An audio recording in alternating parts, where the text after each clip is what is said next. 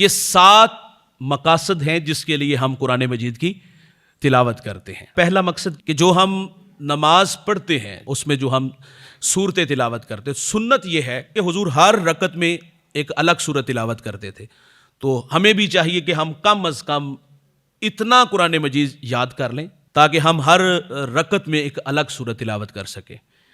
یہ نہیں کہ صرف وہ آخری 2-3 سورتیں جو عموماً ہمارے ہاں پڑھی جاتی ہیں۔ تو دوسرا مقصد وہ ہے اجر و ثواب، اس کو پڑھنے سے اللہ ہمیں اجر عطا فرمائے گا۔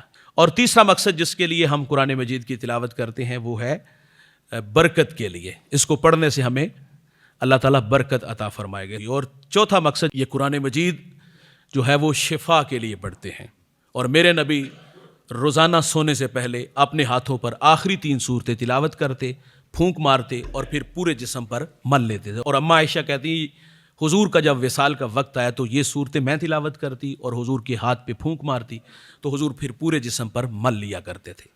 یہ کتاب اس لیے تلاوت کی جاتی ہے کہ اس سے ہمیں شفا ملتی۔ اور 5واں مقصد کہ جو ہمارے فوت شدگان ہیں، جو ہمارے عزیز ہیں، جو ہم سے بچھڑ جاتے ہیں، تو اس کی تلاوت سے فوت شدگان کو اللہ تعالیٰ اس کی برکات قبر میں بھی عطا فرماتا ہے۔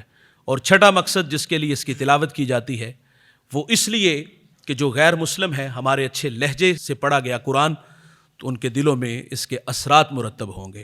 اور 7واں مقصد ہدایت کی کتاب ہے، یہ ہم کلام ہے، ہم سے کیا تقاضا کرتی ہے، اس کو ہم نے سمجھ کے پڑھنا ہے، اس لیے اس کی تلاوت کی جاتی ہے۔